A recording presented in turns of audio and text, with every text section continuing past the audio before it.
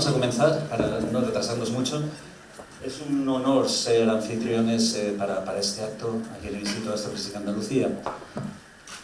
Nos acompañan, por si no los conocen, aparte de nuestro conferenciante, José Miguel Jiménez, que es el director de tecnología del CERN. Enhorabuena por tu trayectoria, tu trabajo y por la charla, que ha sido una charla de verdad, como se dice, muy inspiradora. La verdad es que lo hemos disfrutado mucho y desde luego llena de belleza. Y de belleza conceptual, que yo creo que a los científicos siempre nos gusta que reten nuestro conocimiento, belleza por sus objetivos y belleza por las imágenes, por todo. Así que muchas gracias, enhorabuena. Nos acompaña también Pilar Aranda, que es la rectora magnífica de la Universidad de Granada. Gracias, Pilar, sabes que esta es tu casa. Un placer tenerte aquí. Y nos acompaña también Ángel Ibarra, que es el director del IMIF Dons. Nos conocemos ya de hace muchos años. Y yo creo que es el primer acto oficial en el que participa Ángel, aunque ha estado de visita aquí varias veces. Me vais a permitir que haga un par de digresiones antes de empezar ya con lo que es el debate, que vamos a tratar de ver cómo implicamos a Granada en esta aventura y qué consecuencias puede tener en nuestra universidad, en nuestra ciudad, en los grandes proyectos de ciencia que tenemos. Pero quiero hacer un par de comentarios. Bueno, primero es agradecer a Jesús Lens y a Gustavo Gómez, que son dos de nuestras grandes figuras culturales de Granada, que siempre contribuyen a que tengamos una ciudad mejor. Una ciudad en la que tienen cabida las ciencias, las letras, con una participación conjunta, luchando por una mejor sociedad. Ellos generan en todos los años dos festivales en Granada, uno Granada Noir, que siempre es atractivo por lo que persigue la novela negra, etc. Y este festival de Gravite Granada Viajeros en el Tiempo, pues que desde el punto de vista nuestro, del Instituto de Astrofísica Andalucía, pues es particularmente atractivo. Y voy a ser un poco osado, porque dado que estamos en el Festival de Viajeros en el Tiempo, creo que resulta muy estimulante perder 2 minutos pensando en cómo se ha moldeado el concepto del tiempo a lo largo de la historia. Yo os lo suelto, por si el año que viene queréis que avancemos un poquito más en ello, ¿no? Pero voy a definir 4 puntos. Fíjate que San Agustín concebía que Dios hizo al universo con el tiempo y no en el tiempo, ¿vale? Es decir, Dios lo creó todo y por tanto creó también el tiempo. Es decir, fijaros que si se prescinde de la palabra Dios, resultan casi conceptos de cosmología moderna, de alguna manera, ¿no? Más adelante llegó Newton, y Newton defendió el tiempo y el espacio absolutos, independientes de los fenómenos, casi como una idea religiosa. Y luego llegó Boltzmann, bueno, llegaron muchos, pero yo me quiero centrar en 4 etapas, y llegó Boltzmann y cambió de alguna manera el paradigma, porque introdujo una ley, la ley de aumento de la entropía, que quizás es la única de las leyes básicas que es asimétrica con respecto al tiempo. La única que diferencia el futuro del pasado de forma objetiva, sin recurrir a nuestra experiencia interior. Pero ojo, la entropía también crece al pasar el tiempo. El paso del tiempo lo determina el aumento de entropía. La entropía marca la flecha del tiempo. Y por último vino Einstein. El tiempo ya no es absoluto. Su marcha no solo depende de la velocidad del observador, sino que va más despacio en el seno de un campo gravitatorio más intenso. Es decir, allí donde la curvatura del espacio-tiempo es mayor. Las magnitudes son relativas porque eso es necesario para que las leyes sean absolutas. Es decir, que el tiempo, que es la base de todo este festival, ¿no?, de los viajeros en el tiempo, pues da mucho de sí, y su concepción ha ido modificándose a lo largo de la historia, y lo tenemos presente en las actividades científicas que se desarrollan allí en el CERN, que se desarrollan en el IMIF Dons, que se desarrollan aquí en nuestro Instituto de Astrofísica y, por supuesto, en la Universidad de Granada. Y una curiosidad también antes de empezar, y ya nos ponemos a reflexionar con las 3 personas que tenemos aquí. Hay una unión clara entre lo que fue el premio Gravite del año pasado, que fue otorgado al Instituto de Astrofísica Andalucía, y el premio Gravite de este año entregado a nuestro colega José Miguel, ¿no?, con su fuerte implicación como director de tecnología del CERN. Fijaros que el año pasado hablábamos de los grandes aceleradores cósmicos, porque precisamente allá donde tenemos un agujero negro supermasivo o un agujero negro estelar con esa densidad tan alta, bueno, sobre todo no es muy correcto decir esa densidad tan alta, con ese campo gravitatorio tan intenso, ¿vale?, en el cual tenemos, pues eso, donde se producen las grandes aceleraciones, Y hoy estamos hablando de los grandes aceleradores terrestres. Hay una hermandad entre todos ellos, ¿no? Fijaros que estamos hablando de grandes infraestructuras europeas, estamos hablando de los que se llaman ESFRIs, ¿no? Las grandes infraestructuras europeas, que Yves Milton es una ESFRI. Y aquí, precisamente, y además, refiriéndonos solo a la física nuclear, aquí, bueno, a lo que es, sí, a la física nuclear, trabajamos en otro ESFRI, que es el Telescopio Solar Europeo, que precisamente detecta la radiación del Sol, íntimamente relacionado también con la física nuclear. O sea que estamos poniendo en relación también en este acto, pues, con los dos premios, el año pasado y de este, y las actividades que se hacen en Granada, ¿no? Y fijaros que estamos hablando también, es que hoy parece una verdad, pero que en Granada hoy nos estemos reuniendo en esta mesa representantes de las grandes instituciones intergubernamentales de ciencia que tenemos en Europa. Tenemos el CERN, el gran acelerador de partículas, con ese 8,5% que nos ha dicho José Miguel, que tenemos ahí presente. Pero tenemos también, ahí en esta casa hay representación en las dos grandes instituciones intergubernamentales también que tenemos en Europa en astronomía, que son el Square Kilometer Array y el Observatorio Europeo Austral, que hemos visto las imágenes anteriormente precisamente de Paranal, donde el vacío también en todos sus detectores juega un papel fundamental. Bueno, estas eran unas pequeñas digresiones para poner en contexto esta charla, y yo creo que vamos a arrancar.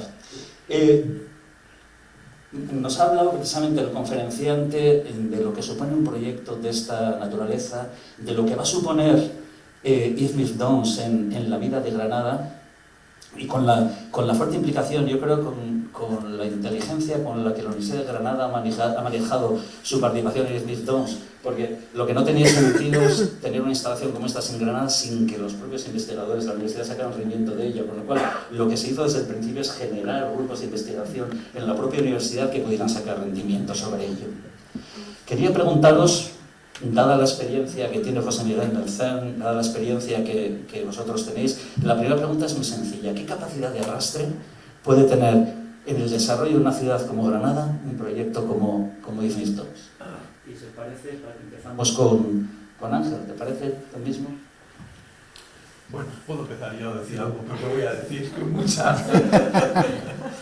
No, a ver, es verdad que la experiencia demuestra que cuando una gran instalación científica se instala en un entorno nuevo, o no tan nuevo, pero un entorno nuevo, en general se produce un efecto, un impacto muy grande en el entorno local, donde la palabra local tiene un significado que puede ser 1 kilómetro de distancia de la instalación, pero puede ser 100 kilómetros o 500, que tiene un efecto de atracción muy evidente. Y eso es verdad que antes de que ocurra es muy difícil de cuantificar, pero la experiencia demuestra, por ejemplo, lo que se está haciendo ahora en ITER en el sur de Francia, lo que ha pasado en el CERN en los últimos 50 años, lo que ha pasado en Inglaterra en el JET, lo que está pasando ahora mismo en Suecia en la gran instalación que se está haciendo ahí.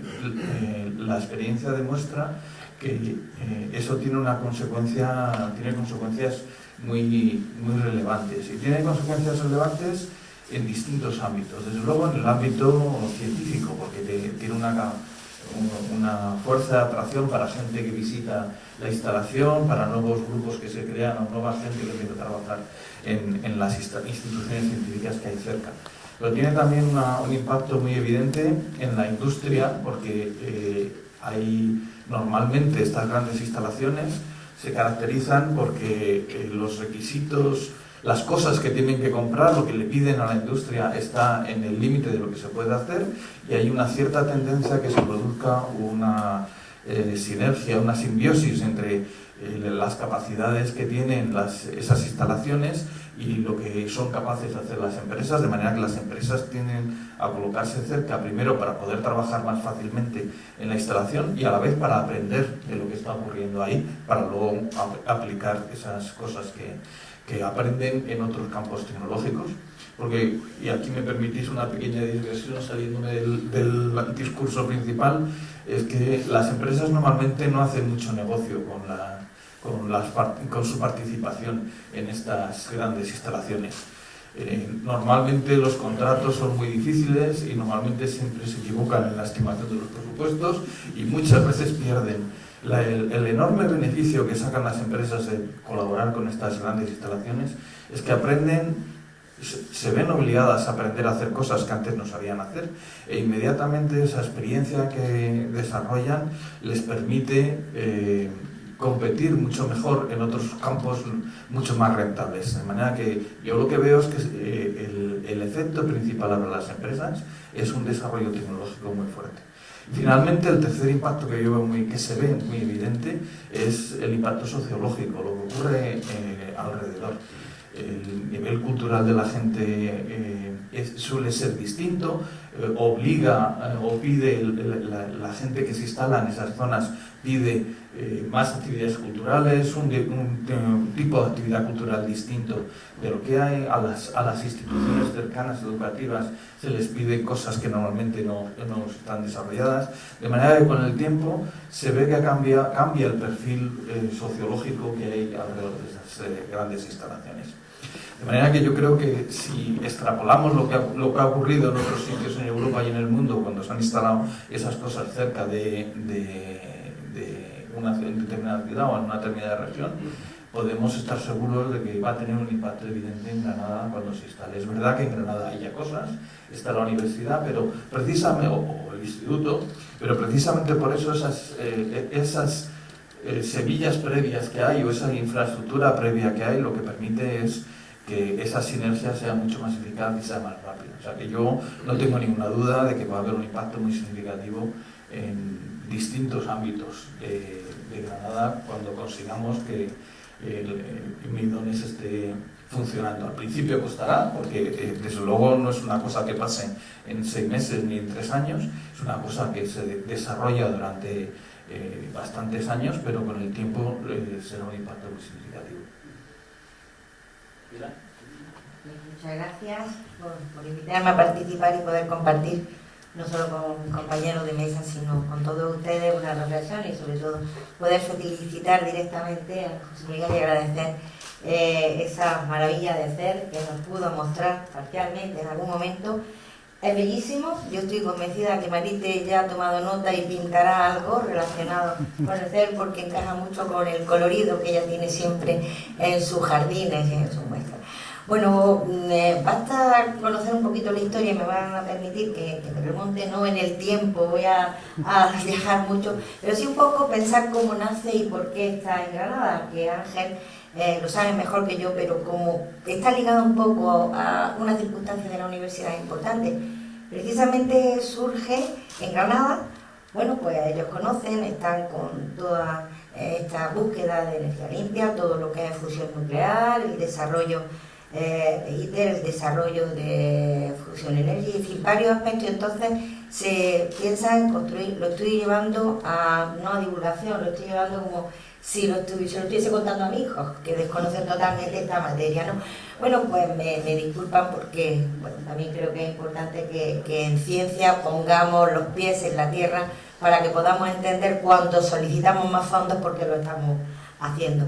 Bueno, pues piensa que se va a construir, hay una idea en Europa, etcétera, etcétera, se fijan en España, se fijan en varias regiones europeas que sean objetivo 1, porque requería fondos FEDER, y en España empiezan a ver, bueno, en España había una deuda, podamos decir, ¿no?, para Ángel Ibarra y para Carlos Alejandre, por parte de todo lo que habían trabajado en proyectos anteriores, y empiezan a fijarse en las posibilidades de que en España cómo se podría desarrollar el proyecto, y entonces, bueno, pues empiezan a ver, y por lo que tengo yo entendido, en aquel año 2015, 2014 estaba Cantabria, Extremadura, Andalucía, algunas más había, ¿no? Eran regiones objetivo 1 para poder obtener esos fondos FEDER. Empezaron a analizar, y bueno, yo creo que Ángel fue con una maletilla recorriéndose todo, y se fijaron en Granada, aparte de lo que pudiera ocurrir, ¿no?, con la autoridad de la Junta de Andalucía, etcétera. Pero ¿por qué se fijan en Granada? Pues porque en Granada había un grupo de investigación que había formado una spin-off, Seven Solutions, que precisamente trabajaban en medida del tiempo. Trabajaban con el CIEMAT y tenían, bueno, una serie de modelos, simuladores, etcétera, que hacían medidas del tiempo, yéndose a unas complejidades tremendas, y entonces empezaron a ver, y lo que vieron, bueno, pues era posibilidad de desarrollo en Granada. ¿Por qué?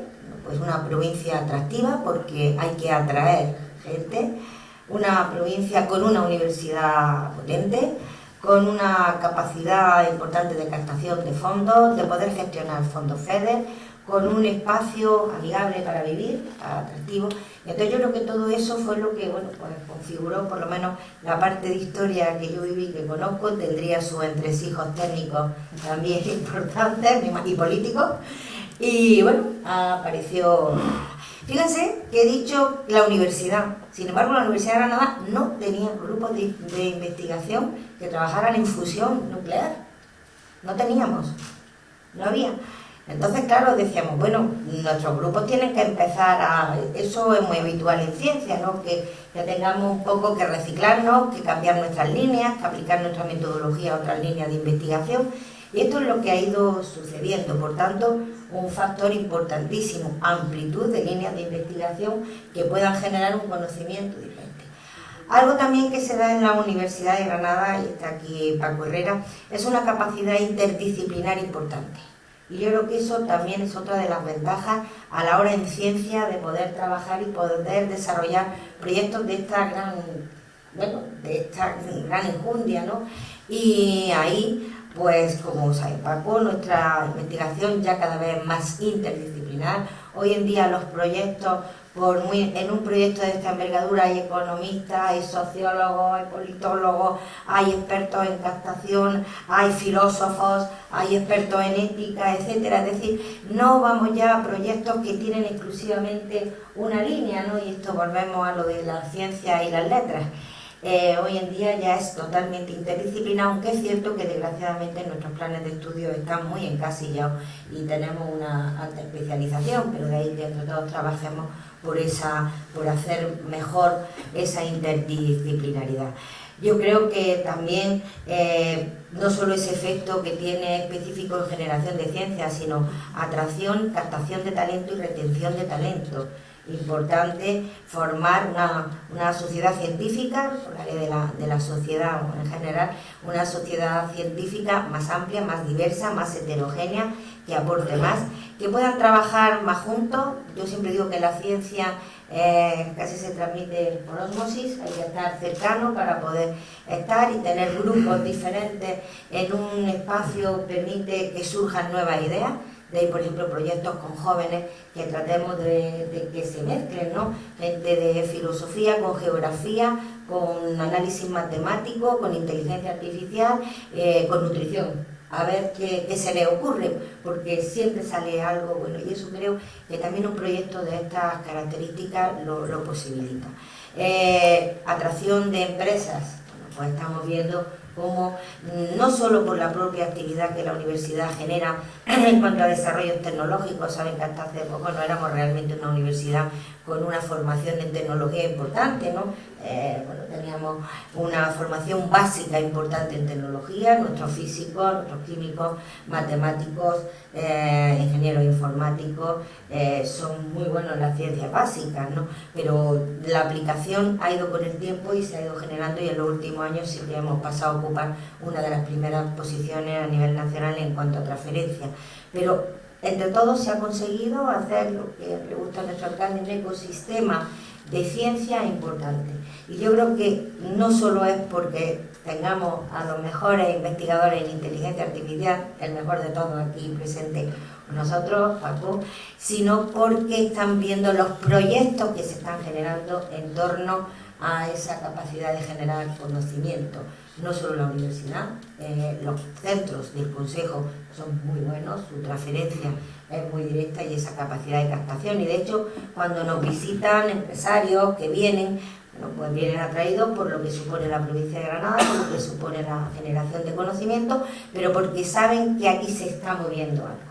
Y se está moviendo algo sólido, porque está sobre una base sólida, va creciendo poco a poco y eso permite estabilizarse, tener unos cimientos sólidos, y permite, bueno, pues que vayan viniendo y nos vayan preguntando, bueno, ¿y esto cómo va? ¿Esto hacia dónde va? Importante también en los ámbitos en los que desarrollamos actividad, tanto a nivel de inteligencia artificial como biotecnología, ciencias de la salud, todo lo ligado a física, astrofísica, etcétera. Bueno, pues porque son ámbitos que forman parte de la vida cotidiana, porque bueno, esto que hemos visto nos parece totalmente alejado, absoluto. Esto está en el análisis de los hechos cotidianos, en el análisis hoy en día de que nos puedan hacer ya no una radiografía, sino que bueno, nos hagan un TAC, nos puedan hacer una resonancia magnética nuclear. Todo esto ha surgido de investigaciones como las que hemos ido viendo, por tanto va a mejorar la calidad de vida de las personas. Y socialmente, lo ha dicho Ángel muy bien, un incremento del nivel cultural y sociológico general. Yo siempre tengo presente la primera visita a Escúzar, cuando vino la ministra y vino el presidente de la Junta. Tuvimos en un momento la sensación de bienvenido Mr. Marshall. Coincidió ese día que en Escúzar además había mercadillo. Bueno, aquello fue Bueno, pues vas a Escúzar y los ves ya cómo van entrando, cómo hay, y eso está contagiando totalmente a la ciudad, a la provincia, y hoy en día preguntas a la gente y esto qué es, y saben contestar, y saben decir, y sobre todo algo importante, saben que lo fundamental es que la ciencia está en el centro de su vida, que la ciencia es fundamental para transformar su vida, y yo creo que ya hay un convencimiento unido, y estoy viendo aquí a grandes divulgadores, ¿no?, que están haciendo que la ciencia esté cercana a la ciudad, y evidentemente esto también se ha generado por este efecto contagioso que el acelerador está teniendo. José Miguel, dada tu experiencia además en otros países, en otros entornos, ¿qué consideras tú que...? Bueno, he anotado un par de puntos de nuestra rectora y de Ángel, no los voy a repetir, únicamente resaltar el hecho de que el primer factor es si todos los países luchan, cuando digo luchan es que se pelean por tener infraestructura ESFRI, por algo será. Eso ya es un factor. Bueno, todos los análisis de la OCDE son tajantes. La elevación del nivel de vida, la consolidación de los niveles de vida van por una mejora del nivel cultural y científico. Esos son factores que no se pueden contestar, como no se puede contestar el calentamiento de nuestro planeta. Y claro, eso para mí es ya un punto fundamental. Cualquier país, cualquier región, cualquier ciudad se beneficia a corto, medio y largo plazo de una infraestructura. Eso está claramente demostrado y por supuesto el efecto de arrastre viene con la facultad de crear un entorno de confianza, como lo ha comentado la rectora, y que la industria, la ciencia, las universidades, el currículum se vayan ampliando, y todo ese entorno luego se va acelerando. Cuanto más confianza hay, más se acelera. Entonces, claro, ahí uno de los factores fundamentales visto desde fuera, que son comentarios privados a niveles muy importantes en Madrid, es la continuidad. Realmente el factor de continuidad es una cosa fundamental. Cuando se promete algo, se cumple. Y claro, uno de los esfuerzos que quedan pendientes en muchas áreas europeas que se benefician de fondos estructurales es que la inversión se facilita, pero luego los fondos europeos no permiten garantizar ni la operación ni la mejora, como lo sabes, Anson. Y claro, ahí, por supuesto, en un momento dado, el país, la región, tiene que empezar a tomar el relevo de los fondos estructurales, de los fondos de inversión, para que se pueda generar esa dinámica de medio-largo plazo, porque bueno, la juventud, el mundo ha cambiado, la juventud es muy móvil, y cuando ven que un proyecto tiene dificultades, se va. Eso es también una constancia fundamental que hay que tener en cuenta en el mundo. Nosotros, por ejemplo, hemos visto claramente una movida de personal de un proyecto muy grande que no voy a mencionar aquí, que apenas se saltaron las alarmas, nos llegaron centenares de currículum. La nueva generación es muy móvil y es muy importante tenerlos atados de alguna forma con realmente un programa muy establecido. Hablando del impacto en la industria, bueno, yo ahí quiero también ser bastante tajante. Una empresa crece, se consolida y muere. O después de consolidarse, crece de nuevo. Entonces, claro, las empresas de altas tecnologías o de la ciencia, la industria de la ciencia, como la llamamos en España, son empresas que necesitan mantener un nivel de excitación de su personal, que sea técnico, ingeniero, físico, porque si no se mueren. Se mueren porque se van, apenas terminan un proyecto se van a otro sitio. Entonces esas grandes empresas tienen la necesidad de tener esos proyectos para mantener ese nivel de excitación. Nosotros, por ejemplo, tenemos un tercio de técnicos, un tercio de ingenieros técnicos, un bachelor y un tercio de ingenieros físicos. Claramente el plan de desarrollo que tenemos todos es que tenemos nuestras obligaciones profesionales y la pequeña dimensión que ya lo estuvimos comentando, que no es la libertad de cátedra que se entiende en la universidad, pero cuando funcionan las instalaciones podemos dedicarle el tiempo libre a hacer otras cosas. Yo, por ejemplo, trabajo para el desarrollo del sistema de vacío de Einstein Telescope, que es una cosa que estamos mirando muy de cerca. Pero claro, cuando funciona. Pero cuando funciona hay que dejar a la gente que pueda ser creativa, que puedan tener un entorno en donde puedan salir del molde, seguir progresando, mejorando, y eso vale también para el currículo. Una universidad tiene que crecer, tiene que incrementar los currículos, tiene que crear los puentes entre los diferentes currículos, porque si no decae, claramente. Bueno, y finalmente, conozco excusa, porque un día me equivoqué y pasé por allí en coche, pero ¿qué os voy a comentar? No tengo una foto en el teléfono, os puedo enseñar lo que fue Meyrin en Suiza cuando se estableció allí la sede del CERN. Era la zona la más pobre de Suiza, y claro, la dinámica fue, pues atrayeron al CERN, luego vinieron organismos internacionales, luego la ONU, etcétera, etcétera, y ahora tienen tantos que ya los están echando fuera, porque es que ya no pueden más. Entonces, sí, claramente el hecho de para mí, Excusar es una buena opción, porque justamente es un entorno que permite ampliación moderna. Claro, cuando se pone una infraestructura potente en un sitio en donde ya tiene límites de territorio, pues si se quiere hacer una ampliación, un laboratorio suplementario, ya empezamos a tener problemas de medio ambiente, de gente, y eso para mí es un punto positivo. Y finalmente, terminar, una infraestructura científica, sobre todo cuando tiene como objetivo principal generar energía verde, una alternativa a medio plazo a lo que tenemos ahora mismo encima de la mesa, necesita primero un alto rendimiento, una fiabilidad muy elevada, una disponibilidad muy elevada y claramente un bajo impacto en el medio ambiente. Y una de las cosas que Milton tiene como principal objetivo es asegurar que todas esas infraestructuras de difusión podrán funcionar durante muchos años antes de que se tengan que desmantelar para generando muchos residuos, porque por supuesto el plasma de un tokamak lleva tricio, y el tricio es un problema, y todo el mundo lo sabe.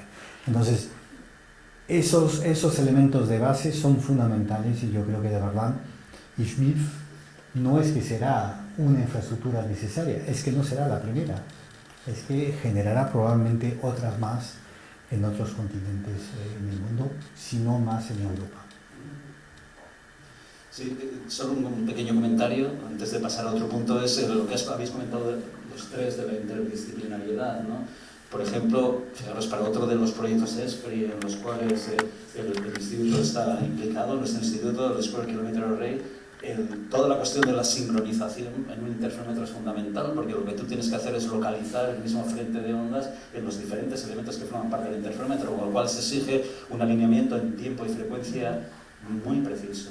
Y la sincronización en ese sentido es una pieza fundamental, y precisamente pues eso, España va a ser responsable tanto para los receptores de banda 1 como de banda 5 de los equipos de sincronización en las asignaciones que se van a hacer, ¿no? Yo también comparto la importancia de participar en los proyectos ESFRI, ¿no? Forman parte de nuestro proyecto estratégico Severo Ochoa. El apoyo a los grandes proyectos ESFRI pues es fundamental, tanto a lo que es el SCA, lo que es el ST, el CTA o la instrumentación de nueva generación para el ELT. Avanzando un poquito más y avanzando a raíz de una frase que has dicho tú, José Miguel, durante tu charla, has dicho que hay más de 1000 españoles allí, la mayoría científicos, pocos tecnólogos. Pocos tecnólogos, has comentado. Técnicos. Pocos instrumentalistas. Sí, Pues ahí va mi siguiente pregunta. ¿Qué oportunidades nos va a ofrecer, además, dada la reciente visita que habéis realizado a la Universidad de Granada y Milton al CERN, qué líneas de colaboración se van a implantar con el CERN que beneficien a Milton y cómo va a beneficiar eso precisamente en la creación de este nuevo perfil complementario a lo que ya tenemos, que tenemos muy buenos científicos, a estos perfiles técnicos, de manera que España pues, pueda tener una presencia más relevante, que es algo creo que muy común a todas las ramas de la ciencia, una presencia científica de primer nivel y una presencia técnica más reducida, ¿no? Entonces, os hablo también de una línea ahí de reflexión para lo que queráis aportar. Y de paso sí que os agradecería algún detalle sobre en qué aspectos concretos va a poder colaborar entonces con el CERN, etc. Eso casi lo puede contestar Iván, que hizo una presentación allí en el CERN de 3/4 de hora de posibilidades que tenemos. Ahora puedo mencionar algunas de esas cosas en las que estamos pensando en colaborar. Yo quería comentar un poco sobre el tema de los tecnólogos y los científicos. Es verdad, en general en España hay relativamente pocos tecnólogos metidos en grandes instalaciones científicas y yo creo que hay dos razones principales para eso. La primera es que hay pocas grandes instalaciones en España. Hay muy pocas grandes instalaciones científicas en España. De manera que, porque son caras, entre otras razones, claro, de manera que es mucho más fácil formar un teórico que formar un experimental capaz de gestionar el CERN. Y no me estoy metiendo con los teóricos, porque los teóricos son extraordinariamente importantes también, pero cuesta mucho más dinero formar un experimental capaz de gestionar un acelerador como el del CERN que un teórico que sea capaz de desarrollar y progresar en un modelo científico más o menos consolidado o nuevo. Esa es una primera razón y yo creo que eso hay que atacarlo. Y una de las cosas que hay que atacar también en ese sentido es que conseguir la formación en las tecnologías que hacen falta en las grandes instalaciones científicas no es fácil. No hay en España ningún máster, que yo sepa, bueno, que no hay ningún máster en España que te forme en tecnologías para grandes instalaciones. Si tú quieres aprender de vacío, como no te vayas a CERN o a algún otro laboratorio grande en el mundo en el que puedas aprender de vacío, es muy difícil formarte. Si tú quieres aprender de mecanizado del cobre que tienes ahí del RFQ, 3/4 de lo mismo.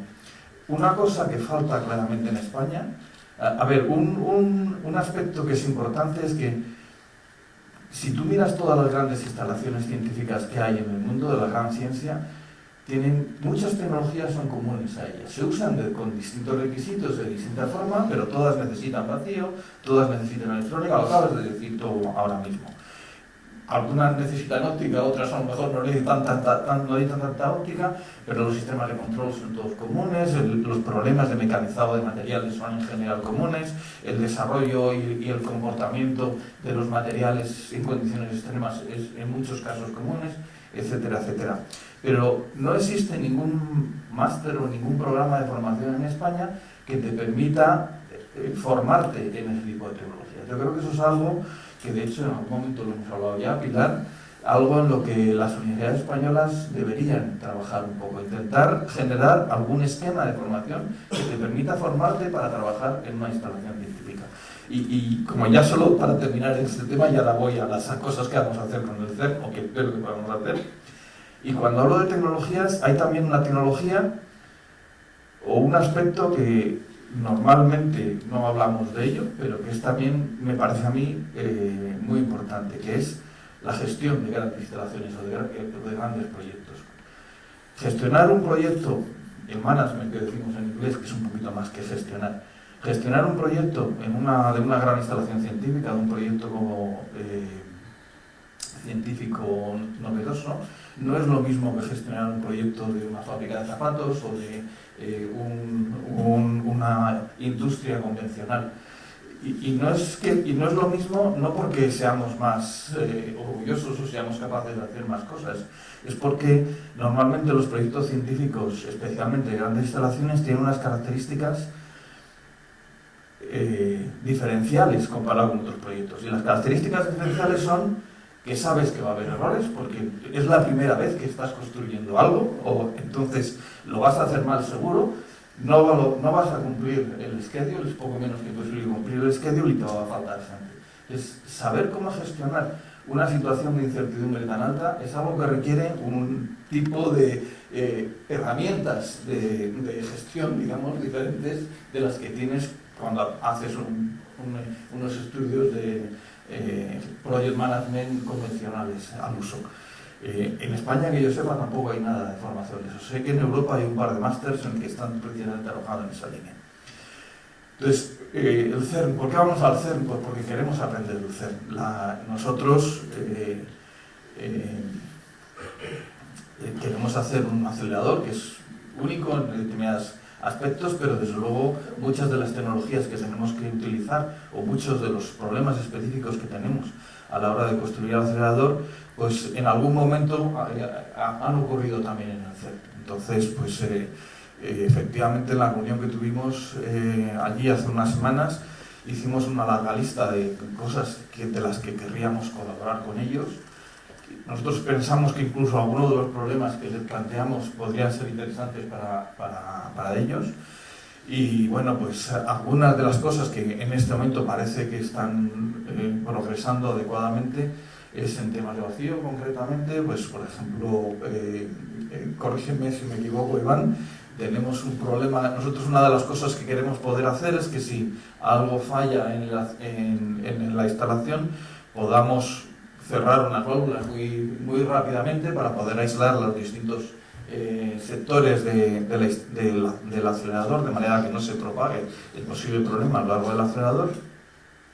Eso requiere válvulas relativamente grandes, de vacío relativamente grandes, que se cierren en cuestión de milisegundos, que además puedas demostrar que no van a fallar nunca, o poco menos. Bueno, pues el CERN en su momento, bueno, ahora mismo de hecho incluso tiene un proyecto para mejorar las válvulas que hay actualmente comerciales, y es algo que nos gustaría trabajar con ellos.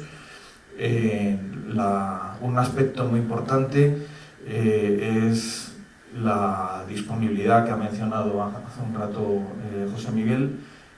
Nosotros queremos que el acelerador funcione mucho tiempo y que si se para en algún momento podamos arrancar muy deprisa.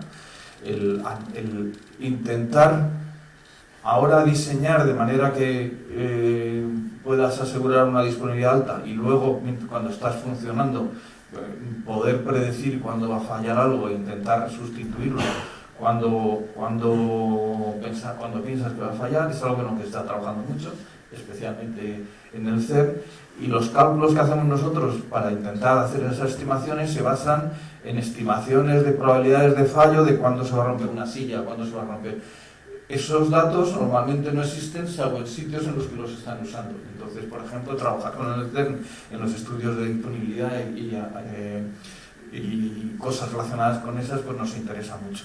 Y bueno, no quiero alargarme más porque ya he hablado bastante, pero insisto, tenemos una larga lista. De hecho, en la reunión que tuvimos allí nos juntamos con alrededor de 20 especialistas del CERN y con todos quedamos en que teníamos que hablar más despacio y concretar un poco más la colaboración. O sea que, eso sí, son todas, no es tanto, no vamos a colaborar con el CERN, por lo menos por ahora, en temas científicos, sino que la idea fundamental es en temas tecnológicos. A mí lo que me preocupa ahora, a mí me gusta la ciencia, yo soy de materiales y yo lo que quiero es poder utilizar el acelerador para hacer mis estudios de materiales, pero realmente lo que me preocupa a mí ahora es poder construir lo antes posible, empezar a echar hormigón, y lo que quiero es que empiece a haber ahí edificios en los que podamos empezar a meter cacharritos con los que podamos ir empezando a jugar. Y luego vendrá la parte más científica de colaborar con el CERN en aspectos científicos. Ahora mismo es sobre todo aspectos tecnológicos relacionados con la sociedad y con todos esos temas. Por referencia sobre los nuevos perfiles requeridos para este tipo de grandes experimentos? Pues esa es una de las claves. De hecho, ahora mismo de las actuaciones que tenemos ya en marcha, la formación predoctoral y postdoctoral, y se están enviando a personas que están obteniendo los contratos a formarse en los lugares de grandes instalaciones, ¿no? A Japón tenemos ya varios precisamente para formarse, porque es cierto lo que ha dicho, esto quizás tire piedras sobre mi tejado, ¿no? Pero en las universidades llegamos hasta donde llegamos y a veces somos excesivamente teóricos, y es cierto que no formamos tecnólogos. Sabéis que ahora mismo se habla, por ejemplo, de la formación dual. Bueno, pues podríamos establecer un plan de formación de ingenieros y físicos junto con el CER en materias que pudieran ser de interés. La Universidad de Granada con el CER lleva muchos años colaborando. Yo creo que un porcentaje altísimo de nuestros físicos, tanto los teóricos como los experimentales, han pasado por el CER. De hecho, yo cuando estuve pude visitar algunos. Nuestra participación en Atlas, que ha comentado José Miguel, bueno, pues también es activa, y ha habido en otros proyectos. Pero yo creo que ahí tenemos que ahondar y ser muy conscientes de que hay que dar una formación tecnológica que no se puede dar ahora mismo, tal y como tenemos estructurado en nuestro grado, porque el conocimiento tiene que asentarse. Yo soy muy defensora también de lo que llamamos lo clásico. Yo, titulaciones de estas novedosas, Internet de las cosas, no sé cuánto, a mí todo eso me parece que no, que eso cambia. Hay que dar una base sólida de ciencia, y a partir de ahí una formación que le permita luego, con un buen máster o con una estancia, con una formación práctica en determinados lugares, ampliar los conocimientos para que realmente puedan atender a los problemas que se van planteando. Y en ese sentido es lo que desde las universidades creo que debemos y podemos hacer, ¿no?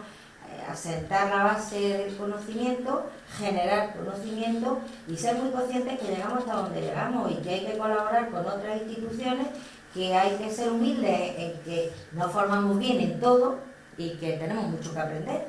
Y entonces yo creo que ahí la colaboración con el CER es fundamental.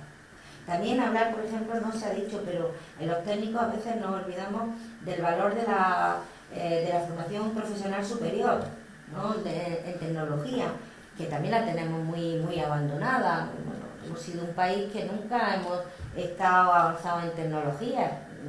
No tenemos grandes empresas tecnológicas, y algunas que podíamos tener, que estaban trabajando, por ejemplo, pues se vino abajo por la propia, entre comillas, avaricia. Entonces, tenemos también que hacer un análisis, desde luego, ir a los sitios donde se puede aprender, ir a los lugares donde nuestra gente que sale, yo creo que con una buena formación teórica sólida, puedan llegar para solventar los problemas que sean. Yo ahora le estaba preguntando a Ángel de cómo iban, y pues es todo una aventura, porque aquí tenemos a José Aguilar, tenemos a Iván, tenemos otros compañeros que todos los días se levantan con algo nuevo. Seguro. Eso también es apasionante, ¿eh? Claro, eso desde luego. Eso ciertamente. La voz de la experiencia. Bueno, tres puntos. Antes he comentado el aspecto del currículum. De nuevo, una de las fuerzas de la formación es la pluridisciplinaridad, y claramente, bueno, yo en mi caso personal, yo cuando estaba en la primera práctica que hice de ingeniero era buscar uranio en los residuos de las plantas de extracción en Francia. Luego, bueno, me fui a construir motores de coches de competición en aluminio, en Peugeot. Luego terminé en IBM haciendo semiconductores de primera generación. De ahí me fui al CEBA para estudiar el efecto de los protones de los cinturones de Van Allen sobre los componentes electrónicos de los satélites espías. Y bueno, pasando de materiales a superficies, terminé en el vacío, y luego ya estudiando los fenómenos de oscilaciones de gases, etcétera, etcétera. Es decir, la formación es el factor determinante. Luego lo demás es la flexibilidad mental de cada uno de los... Hay gente que quiere hacer toda su carrera en una tecnología y otros que no. Yo creo que lo más importante es estar abierto a cambiar y a mirar otras opciones. Y uno de las cosas que se está haciendo ahora un poco mejor en Europa, con los fondos de interconexiones es que, por ejemplo, los astrofísicos y cosmólogos trabajan con los físicos de partículas, que estamos mirando lo mismo, pero que no nos hablamos, ¿eh? Hasta hace 2 años, un poco antes del COVID, bueno, que un físico de partículas estuviese invitado en una conferencia de cosmología, vamos, era casi para lapidarlo, ¿eh? En serio, ¿eh? Los teóricos, ya no hablamos de los teóricos que no se hablan. Esos muros tienen que desaparecer, claramente, porque yo creo que, de nuevo, sumando, multiplicamos. Eso es uno de los factores. El otro aspecto de los tecnólogos, bueno, los técnicos, peritos, técnicos superiores, son caros para fabricar, si te puedo decir así, y luego se van todos a países ricos. Tuvimos una experiencia con la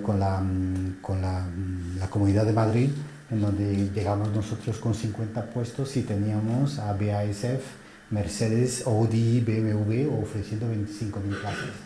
Claro, no se puede competir. Son áreas muy complejas, hay mucha demanda, poca formación. De nuevo, y luego para...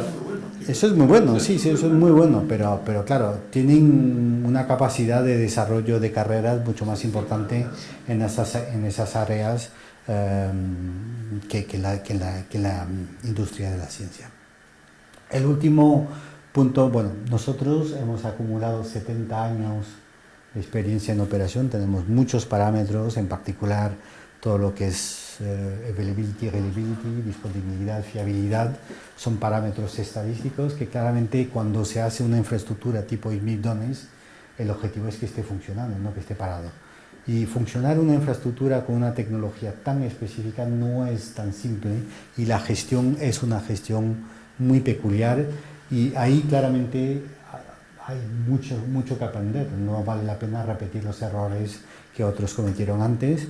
Y luego finalmente, bueno, la industria de la ciencia es una industria, como tú lo has comentado, la sincronización de datos es primordial, el timing es fundamental, todas las tecnologías, pero claro, una tarjeta de electrónica para medir la sincronización del tiempo se utiliza 10 años después de haberla creado, cuando está a un nivel de madurez, luego se utiliza 10 años y es obsoleta. Entonces, claro, esa dificultad de mantener lo que llamamos nosotros el legacy preservation, que no sé cómo se dice en castellano, la preservación del legado, son cosas que cuestan centenares de millones y que, claro, cuanto más grande es el clúster de utilizadores, pues más se puede optimizar. Y de hecho, muchos de los sistemas de controles, muchos de los sistemas de análisis de datos, ahora mismo que se utilizan en Europa, se utilizan en colaboraciones con nosotros. Estamos muy penetrados en ESS, en Suecia, estamos colaborando con FAIR, en Darmstadt.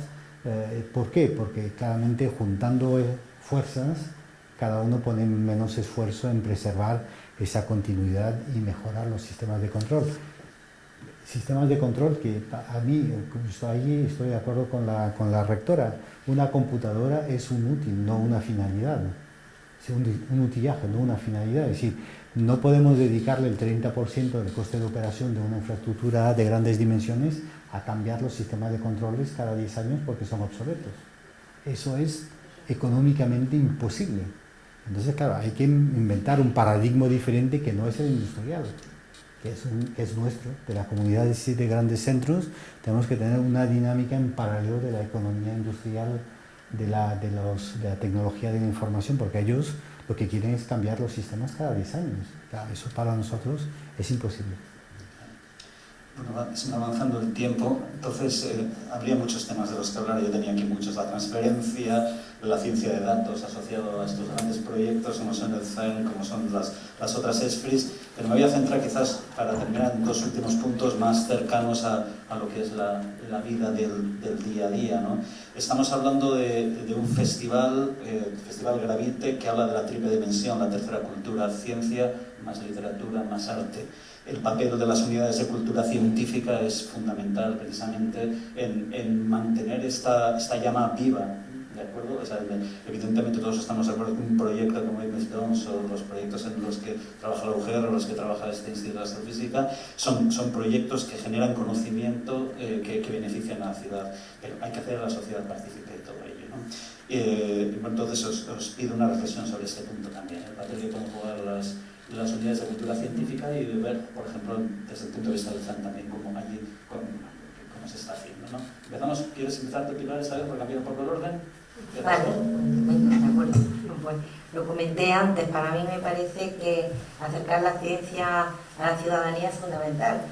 Nosotros siempre decimos, la gente tiene que saber qué hacemos, dónde lo hacemos, para qué lo hacemos, cómo lo hacemos, y eso, y sobre todo cómo le afecta a ellos en su vida cotidiana, ¿no? Porque, bueno, me he referido al tema presupuestario. Es necesario que sepan que un presupuesto, cuando se reclaman determinados aspectos, es porque esto va a redundar en un beneficio para ellos, ¿no? O es necesario que sepan cómo mejorar determinados procedimientos va a afectar.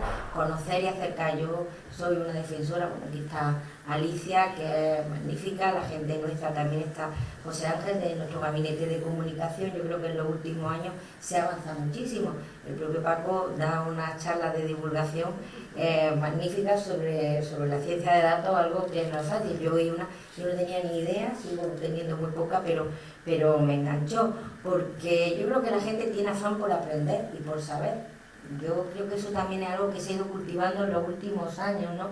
Y entonces hay que explicar, hay que decir, hay que sepan, por ejemplo, que sepan que parte del CER ese 8,5 es nuestro, es de España, porque claro, cuando lo ven, dicen, eso está en Suiza, ¿y eso para qué sirve, no? Bueno, para qué sirve un poco más complejo de explicar, ¿no? Pero también se explica, pero que sepan que somos parte, que el gobierno de España apuesta porque se participe en una instalación de estas características. Yo creo que eso beneficia mucho, mejora la calidad de vida, o sea, ¿no?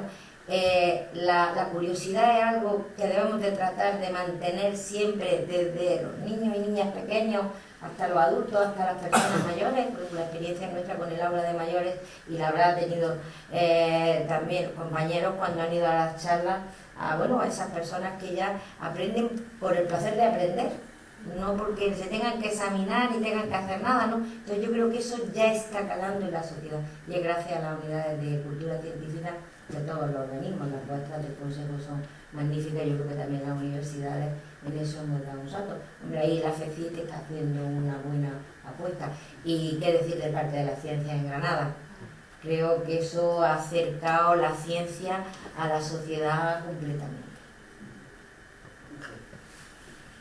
Sí, yo creo que explicar lo que hacemos es fundamental, por obligación moral de justificarnos, pero también volviendo un poco al tema inicial, porque yo creo que para conseguir que grandes instalaciones científicas, o no tan grandes, para que la ciencia se instale en un determinado sitio y crezca en un determinado lugar, la gente la tiene que acoger, la tiene que querer. O sea, si en el caso del acelerador, en vez de ser acogidos por el entorno social, no solamente por la universidad, sino también por los partidos políticos y por la gente, ser acogidos favorablemente, hubiéramos tenido una manifestación en la puerta de la sala de reunión todos los días en contra del acelerador, hubiera sido mucho más difícil hacerlo. Yo creo que si dentro de 10 años o de 20 años surge la oportunidad de montar otra gran instalación en Granada, hay que intentar que sea igualmente acogida, bien acogida, y eso no es solo una herramienta, no hay que hacerlo solo moviéndote a nivel político de partidos y demás, sino que hay que conseguir que la gente sepa lo que haces, para qué sirve la ciencia, que es divertido, que es interesante, y eso, la labor de divulgación es absolutamente esencial. Nosotros estamos intentando hacer lo que podemos. Yo creo que en eso hay que trabajar todavía bastante. Es verdad que no es barato tampoco y cuesta dinero, y necesitas gente capaz de hacerlo, porque no todo el mundo es capaz de explicar con palabras sencillas trabajos complicados. Y no solamente es explicar el trabajo, sino hacer ver también la rentabilidad que tiene el hacer este tipo de inversiones. Yo creo que, por ejemplo, explicar que el CERN inventó la web es algo que yo no creo que mucha gente lo sepa, pero es algo que justifica todos los miles de millones que hayas invertido ahí automáticamente. O sea, es algo que cualquiera, no tienes que hablar de los aceleradores, sino que a cualquiera que le expliques que la web que está usando continuamente para jugar con el jueguecito del Fortnite ese es gracias al CERN, es algo que seguramente sorprendería a más de uno. Yo creo que la divulgación y el explicar lo que hacemos e intentar que la gente se acerque a la ciencia, que entre en el instituto para ver lo que haces, es absolutamente esencial. Contigo, si nos quieres dar desde el punto de vista de la experiencia del CERN, pero te añado un nuevo punto además, si te parece, ¿vale? Que es también la importancia del beneficio de la excelencia científica a la educación básica, que es un pilar fundamental del estado de bienestar. Entonces, ¿cómo podemos beneficiar a la educación a través de todos estos proyectos de excelencia científica? Si me permites, 3 comentarios para resaltar un poco lo que se ha dicho antes.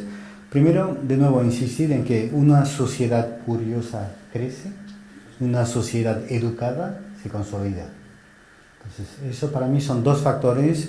La curiosidad y la educación son fundamentales porque de ahí parte de todo. Luego, una asignatura pendiente a las universidades, lo llevo repitiendo 10 años.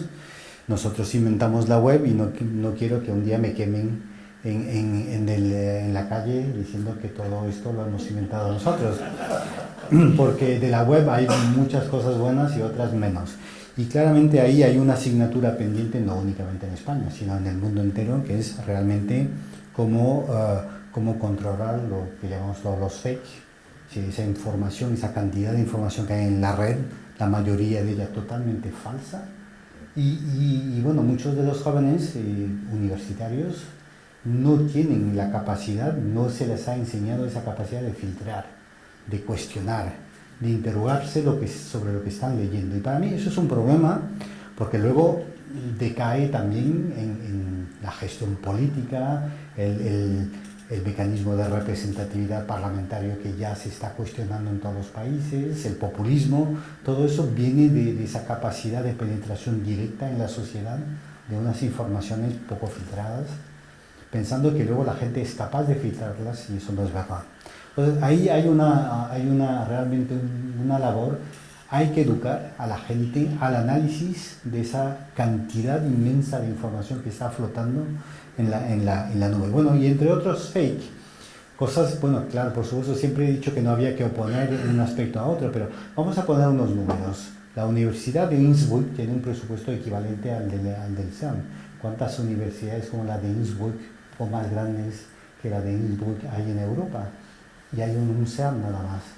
¿Se puede decir que realmente el CERN es muy caro o podríamos cortar una de esas universidades? De nuevo, esos, por ejemplo, serían unos debates bastante importantes, pues sí, el CERN es un instrumento científico europeo, 23 países, cuesta 1.200 millones, pero bueno, es una de las miles de universidades que tenemos. Entonces, ahí también, si miramos el impacto medioambiental, pues sí, tenemos una factura energética bastante impresionante, pero bueno, el impacto es un crucero al año tiene el mismo impacto que el CERN, para poner un poco las cosas en perspectivas. Y luego finalmente otro ejemplo que me gustaría poner encima de la mesa es que la ciencia permite, sobre todo la ciencia básica, semi aplicada, porque luego dejaré de lado la aplicada industrial, que es otra temática. Es decir, la idea es tener las herramientas para que en el momento dado se puedan aprovechar.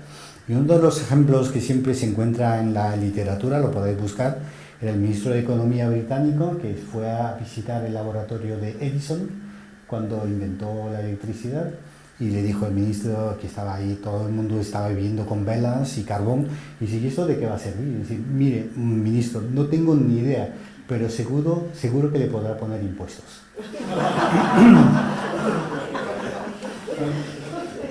Y bueno, yo creo que ahí... Entonces, para terminar con estas últimas palabras, sí, yo creo que de verdad hay que utilizar la presencia, la participación española en el SEAN. España es el 5º contribuidor de la organización, uno de los rankings más elevados que tienen organismos internacionales e intergubernamentales. Y por supuesto, esa inversión es una inversión que realmente se debe capitalizar, y para eso tenemos todos que seguir trabajando. Por supuesto, para que los usuarios, los físicos, los que están en la física de altas energías, en Atlas, CMS, LHCb o ALICE, o también los físicos que llamamos nosotros de la diversidad, porque somos un poco selectivos. Sí, tenemos la élite en la física de fronteras, y luego están los demás que llamamos diversidad, que son antimateria, neutrones y todo eso, que yo creo que es una de las áreas que tendrán más impacto en los próximos años, y bueno, potencializar esa participación, pero también seguir realmente como lo estamos haciendo con la ayuda de SEDETI, aprovechando la transferencia tecnológica y sobre todo la transferencia de saber. Como dijo antes Ángel, trabajar el cobre, bueno, yo seguro que encuentro 20 empresas aquí en Granada capaz de coger un torno y trabajar cobre y aluminio, pero trabajar un cobre o un aluminio con la especificación de materia para los instrumentos científicos no hay ni uno. Porque no existen ni en Europa. La mitad de los contratos que nosotros hacemos, vamos a la industria a explicar cómo tienen que trabajar esa materia, cómo la tienen que soldar y todo. Y eso es transferencia de saber. Y eso no lo contabilizamos, no se ve, pero es realmente muy, muy potente. Un par de comentarios así, un poco uno de orgullo, decir que nuestra unidad de cultura científica es dirigida por Emilio García, está ahí al fondo. Es realmente brillante, y yo creo que tomamos muy en serio esta labor, tanto desde el punto de vista de difusión de lo que hacemos, como de la aproximación también a la educación. Segundo, me parece muy interesante este comentario, España es el 4º contribuyente al CERN. Quinto. Bueno, es el 4º contribuidor a la Agencia Espacial Europea en sus fondos, al programa científico de la Agencia Espacial Europea. Y la verdad es que ahora sí que por fin estamos desarrollando instrumentos a nivel de investigador principal, pero efectivamente hay mucho terreno todavía que avanzar, ¿no?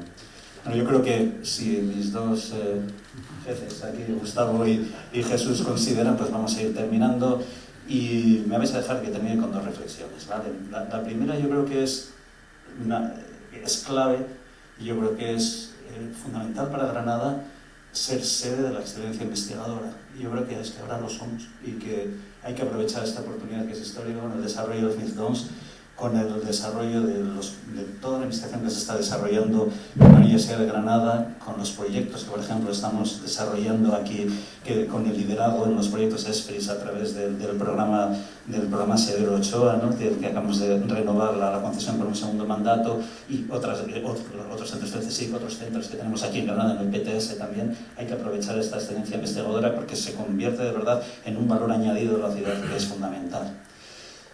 Y no nos olvidemos de que estamos hablando aquí, además, como hemos dicho desde el principio, de una visión de la ciencia, las artes, la literatura.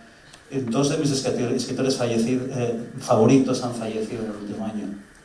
Uno era Javier Marías, que escribió El monarca del tiempo y La negra espalda del tiempo, 2 libros estupendos, en particular para mí el segundo, ¿no? Y además Javier Marías siempre ha jugado con el tiempo en sus novelas, ¿no? A través de la evolución de sus personajes. Esto era como lo de San Agustín. En la evolución de los personajes llevan implícita la idea del tiempo y cómo iban avanzando a lo largo de su vida, ¿no? O Almudena Grandes, ¿no? Que ha sido gran testigo de la historia de España y del tiempo que le ha tocado vivir. Yo creo que, bueno, pues un recuerdo hacia ellos es un buen final para esta mesa redonda que hemos tenido. Muchísimas gracias a los 3, y espero que todos hayan disfrutado. Muchas gracias.